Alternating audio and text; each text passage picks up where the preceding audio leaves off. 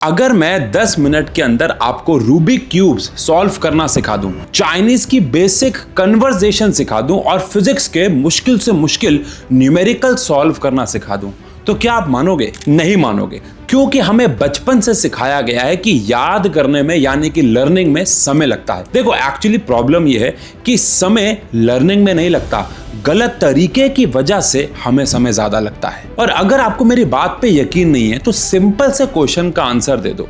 एक क्लासरूम में 30 बच्चे पढ़ते हैं, सेम टीचर आके पढ़ाता है, सेम ड्यूरेशन के लिए पढ़ाता है, फिर भी कुछ बच्चे ऐसे हैं जो बहुत ज्यादा जल्दी टीचर के पढ़ाए हुए चैप्टर को समझ लेते हैं, याद कर पाते हैं, और वहीं पे कुछ बच्चे या मेजरली बच्चे वो होते हैं जो उतनी आसानी से उन सारी इंफॉर्मेशन को ग्रैब नहीं कर पाते और स्टोर नहीं कर पाते। क्या वो 4-5 बच्चों का IQ बहुत ज्यादा है? क्या उनका दिमाग बहुत ज्यादा अलग है आप सबसे? ऐसा देखने में लग सकता है, बट सच्चाई एक्चुअली में उनके चीजों को याद करने के या समझने के तरीके में है। और बुरी बात यह है कि हमें स्कूल के अंदर अलग अलग चैप्टर्स तो पढ़ना सिखाया है, बहुत सारी चीजें याद भी करना सिखाया है, लेकिन कैसे याद करना है, किस तरीके से एफिशिएंसी के साथ याद करना है, यह कभी नहीं सिखाया। लेकिन अगर आपने ये वाला स्किल पे महारत हासिल कर ली तो सिर्फ स्कूल की पढ़ाई नहीं, पब्लिक स्पीकिंग हो या फिर कोई भी और लैंग्वेज सीखनी हो या अपने जीवन में कभी भी कुछ भी याद करना हो, उसमें एफिशिएंसी 5 गुना बढ़ जाएगी। तो आज की वीडियो में ऐसे 4 चीट कोड्स देने वाला हूं जो आपकी लर्निंग पावर को 10 गुना तक बढ़ा के रख देंगे। लेकिन इसके लिए आपको वीडियो को एंड तक देखना होगा और हर एक चीट कोड को दिल और दिमाग से सुनना होगा और उसका पालन करना होगा। तो चलो शुरू करते हैं पहले स्टेप से, जहां पे हर एक फास्ट लर्नर की जर्नी शुरू होती है। और पहला स्टेप है स्टॉप लर्निंग, स्टार्ट हंटिंग। अब रीडिंग वर्ड सुनते ही आपको लगा होगा कि सर ये तो मैं बचपन से करता आ रहा हूं, मतलब ये तो मुझे आता ही है, इसमें क्या अलग है?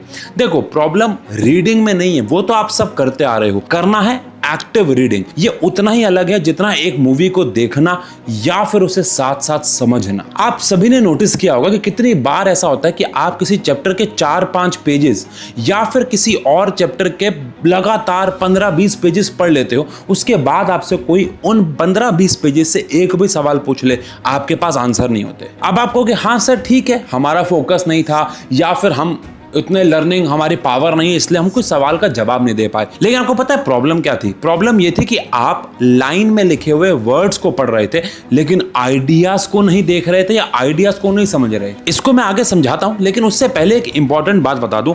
हमारा ब्रेन जो है ना, वो हर एक इंफॉर्मेशन को इक्वली ट्रीट नहीं करता। वो पहले डिसाइड करता है कि कौन सी इंफॉर्मेशन उसे लंबे समय तक याद रखनी है, इंपॉर्टेंट है, और कौन सी इंफॉर्मेशन को वो उसके लिए यूजलेस है। अब एग्जाम्पल के तौर पर आप मूवी थिएटर में बैठे और मूवी स्टार्ट नहीं हुई है, तो आपका ध्यान आगे पीछे के लोगों पे होता है, वो क्या बात कर रहे हैं, उनकी क्या मूवमेंट्स है उस पे हो सकता है, या फिर आप अपना खुद का फोन चला रहे होगे। लेकिन जैसे ही मूवी स्टार्ट होती है, आसपास के लोगों से ध्यान हट के सिर्फ और सिर्फ मूवी पे आ जाता है, जिसका बेसिक सा मतलब है कि हमारा दिमाग खुद डिसाइड करता है कि उसे किस चीज पे ज्यादा ध्यान देना है। बिल्कुल इसी तरीके से अगर आप एक चैप्टर को पढ़ना शुरू करते हो और पहली लाइन से ही शुरू करोगे तो दिमाग उतना ज्यादा इंटरेस्ट नहीं दिखाएगा। तो बेटर है कि आप जब भी कोई चैप्टर, नया चैप्टर उठाओ, सबसे पहले उस चैप्टर के सारे डायग्राम्स स्कैन कर लो, सारे ग्राफ स्कैन कर लो, देख लो कि इस चैप्टर में कौन कौन से डायग्राम आने वाले हैं, क्या चैप्टर का फ्लो होने वाला है, उसकी हाइलाइट्स पढ़ लो। और हाइलाइट्स पढ़ के ये समझने की कोशिश करो कि ये चैप्टर एक्चुअली मुझे सिखाना क्या चाहता है। यानी कि जब मैं ये पूरा का पूरा चैप्टर पढ़ लूंगा तो ये सारी हाइलाइट्स यानी कि सारे मेजर पॉइंट्स के बारे में मैं जान जाऊंगा और आपका दिमाग उसमें इंटरेस्ट दिखाना शुरू कर देगा। तो इसीलिए वीडियो में आगे बढ़ने से पहले आप मुझे अभी पहले एक प्रॉमिस करो कि जब भी आप कोई भी चैप्टर उठाओगे, सबसे पहले ये जानने की कोशिश करोगे कि वो चैप्टर आपको एक्चुअली सिखाना क्या चाहता है। ये आपको मुझसे प्रॉमिस करना होगा, ये चैलेंज आपको अभी एक्सेप्ट करना होगा।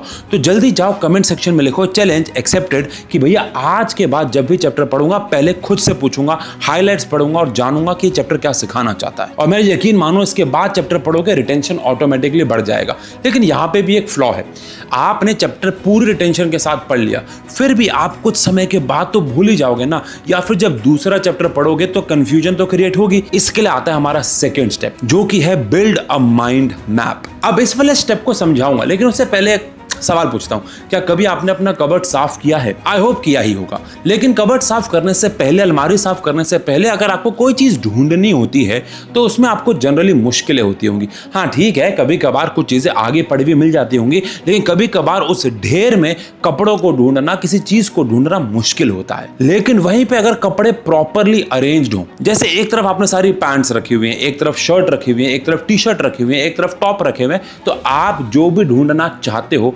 उसको ढूंढना आसान हो जाएगा। चांसेस उस चीज के मिलने के बहुत ज्यादा बढ़ जाएंगे। अब सच बताऊं तो हमारा दिमाग एक कबर्ड से, एक अलमारी से अलग नहीं है, लेकिन इसे पढ़ाई में कैसे यूज करें, किसी भी चीज को याद करने में कैसे यूज करें, तो आंसर है कि आप अब माइंड मैप दिमाग में बनाने का मतलब यह नहीं है कि कलरफुल ड्राइंग्स आपको बनानी है। आंसर बड़ा सिंपल सा है। आप जब भी एक पैराग्राफ पढ़ो जिसमें 4 लाइनें, 5 लाइनें, 6 लाइनें हो, उन 4, 5, 6 लाइनों में इंपॉर्टेंट 3 से लेकर 4 कीवर्ड्स अपने नोट्स वाले रजिस्टर में, नोटबुक में लिख लो और उन्हें एरो से कनेक्ट करो कि कौन सी चीज किसको कैसे कनेक्ट करती है। और आप खुद देखोगे कि वो पैराग्राफ आपको कीवर्ड्स लिखते ही, उन्हें कनेक्ट करते ही एक तो ज्यादा याद रह गया, और दूसरी बात, ये सारे कीवर्ड्स आपको रिवीजन में भी काम आएंगे जब भी आपके एग्जाम्स होंगे, अगर पढ़ाई की बात करें तो। और अगर आप कोई और किताब पढ़ रहे हैं जिसका हमारे पढ़ाई एग्जाम से लेना देना नहीं है, तो भी वहां पे ये काम आएंगे जब भी आपको उस किताब को लेके कुछ भी इंफॉर्मेशन लेनी है। यानी कि ये माइंड मैप बनाना एक प्रकार से अपने कबर्ड को साफ करना है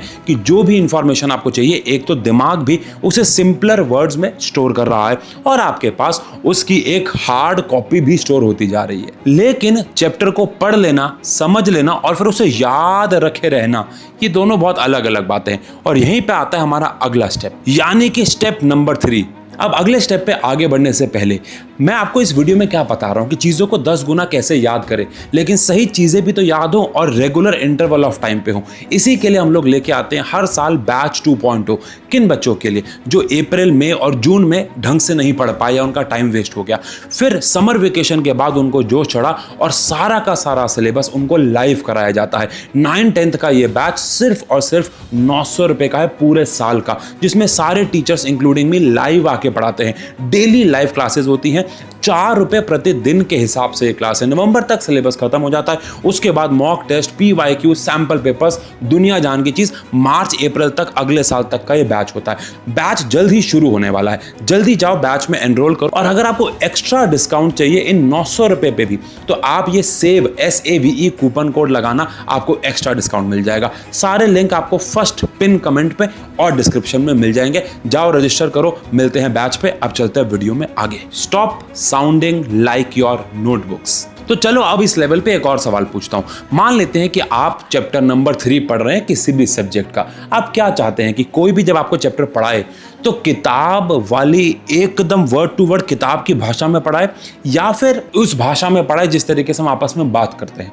तो अगर आप इन दोनों में से पहले वाले को चुनते हैं कि सर नहीं, हमें NCERT या हमें किताब वाइज ही पूरी पढ़ाई करनी चाहिए बिकॉज एग्जाम तो हमें उसी भाषा में लिख के आना है और उसी के हमें मार्क्स मिलेंगे, तो आप भी ज़्यादातर बच्चों की तरह एक्चुअली में गलती कर रहे हो। क्योंकि बहुत सारे बच्चों को लगता है कि हमारे किताबों के वर्ड टू वर्ड याद करके आना, सेम डेफिनेशन याद रखना और उन्हें वैसा का वैसा एग्जाम में उतारना, सही हमें मार्क्स मिलेंगे और इसी को पढ़ाई कहते हैं। देखो, असली लर्निंग वो नहीं है कि जब मैं आपको बोलूं कि आपने ये चैप्टर समझ लिया, अब आप मुझे समझाओ और आपको फिर से किताब पढ़नी पड़ रही है और फिर उसको पढ़ के आप समझा रहे हो। असली लर्निंग वो है कि जब मैं आपसे बोलूं कि मुझे समझाओ और आपसे मैं किताब छीन लूं, तो बिना किताब के भी आप मुझे आसान भाषा में बता पाओ कि आपने क्या क्या सीखा। कहते हैं ना कि जब हम बड़े होते हैं, 12th में आते हैं, 11th में आते हैं, 10th में होते हैं या फिर कॉलेज लाइफ में होते हैं, और मैं आपसे एक कंसेप्ट पूछूं तो मुझे आपको उस कंसेप्ट को वैसे बताना है कि जैसे आप एक 4th क्लास के बच्चे को, 3rd क्लास के बच्चे को समझा रहे हो। अगर इतनी आसान भाषा में नहीं समझा पा रहे हो, इसका मतलब है आपने भी उसे ढंग से समझाया पढ़ा नहीं है। अब यहाँ पे एक छोटा सा हैक देता हूँ, ये मैंने कभी खुद से ट्राई नहीं किया था स्कूल लाइफ में, लेकिन मेरा एक फ्रेंड अंकुर करता था। वो क्या करता था कि जब वो कोई चैप्टर पढ़ लेता था, उसके बाद ना, तब नए नए फोन आए थे जो ऐसे कीपैड वाले होते थे, उसमें वॉइस रिकॉर्डिंग वाला एक नया फीचर आया था। तो वो क्या करता था, पूरा चैप्टर या कोई एक टॉपिक पढ़ने के बाद अपने फोन में उस चैप्टर को आसान भाषा में, अपनी भाषा में वॉइस रिकॉर्ड कर लिया करता था और फिर वो उसको सुनता था, ये देखने के लिए कि क्या उसने चैप्टर को अपने ही आप को इतनी आसान भाषा में समझाया है कि नहीं। और ऐसा उसने 2-3 चैप्टर्स के साथ किया, उसके बाद करने की जरूरत नहीं पड़ी, लेकिन ये एक बहुत अच्छा तरीका है और आज के डिजिटल वर्ल्ड में तो आप ये बहुत आसानी से कर सकते हो। तो जब भी आप कोई चैप्टर पूरा खत्म कर लो या 2-3 टॉपिक खत्म कर लो, अपना फोन उठाओ, उसमें वॉइस रिकॉर्डिंग ऑन करो और जो भी आपने समझाए एक बार खुद को समझा दो। फिर 3 दिन बाद आके चेक करो कि आपने सफिशिएंटली वहां पे ऑडियो में उतना बोला जितना चैप्टर में एक्चुअली है। अगर ऐसा हो रहा है तो आप सही ट्रैक पे हो, नहीं तो गलत। लेकिन कहानी यहाँ पे खत्म नहीं होती, बचा है हमारा आखिरी चीट कोड। क्या हो अगर आप 100 पेजेस के चैप्टर को एक पेज पे लिखने की क्षमता रखते हो? आप सोच रहे होगे कि ये इम्पॉसिबल है। आओ चलते हैं स्टेप नंबर 4 पे, द 1 पेज चीट कोड। चलो इस चीट कोड पे आने से पहले मुझे क्वेश्चन का फिर से आंसर दो। एग्जाम से एक दिन पहले आपको किस चीज की टेंशन होती है? सबसे बड़ा प्रेशर क्या होता है? कितने सारे सिलेबस को मैं एक दिन में या कुछ घंटों में रिवाइज कैसे करूं? यही सबसे बड़ी प्रॉब्लम होती है ना। लेकिन एक्चुअल प्रॉब्लम सिलेबस का बड़ा होना है ही नहीं। एक्चुअल प्रॉब्लम यह है कि आप फिर से जीरो से शुरू करके रिवीजन करते हो, क्योंकि आपके पास ऐसे खतरनाक क्रेजी नोट्स नहीं होते जो कुछ घंटे में आपके पूरे सिलेबस को कवर करवा दें। और इस टाइम पे दूसरे के नोट्स लेके पढ़ना बहुत ज्यादा खतरनाक हो सकता है। तो आपको याद है हमने स्टेप नंबर 2 पे माइंड मैप में क्या किया था? एक एक पैराग्राफ को 3 से लेकर 4 कीवर्ड्स में उतारा था। तो जब भी आपका पूरा का पूरा चैप्टर खत्म हो जाए, आपको सारे के सारे कीवर्ड्स को आपस में कनेक्ट करके एक फ्लो चार्ट बनाना है और पूरे 50 से लेकर 100 पेजेस के चैप्टर को एक पेज में उतारने की कला सीखनी है। ये धीरे धीरे आएगी, लेकिन शुरू करोगे आज से तो एग्जाम तक आपके पास सारे चैप्टर्स हर एक सब्जेक्ट के 100 पेजेस सिंगल पेज पे होंगे और वो सारे के सारे आपके खुद के लिखे हुए कीवर्ड्स के माइंड मैप होंगे। तो इमेजिन करो कि जो चैप्टर आपको रिवाइज करने में 1 घंटा लग रहा था, वो 5 से लेकर 10 मिनट में रिवाइज हो जाएगा। अब अगर आपने इन चारों स्टेप्स को फॉलो किया, लगभग 15-20 दिन में ही आप देखना शुरू करोगे, फील करना शुरू करोगे कि आप चीजों को 5 से लेकर 10 गुना ज्यादा फास्ट तरीके से याद कर रहे हो। और सबसे इंपॉर्टेंट बात, जो भी याद कर रहे हो उसे आसानी से भूल नहीं रहे हो। आई होप आज की वीडियो आपको काफी इंफॉर्मेटिव लगी हो। और ध्यान रहे, बैच 2.0 शुरू हो रहा है, लिंक डिस्क्रिप्शन में और फर्स्ट कमेंट में। मिलते हैं बैच के अंदर या फिर ऐसी और किसी वीडियो के अंदर। तब तक के लिए बाय बाय, टेक केयर।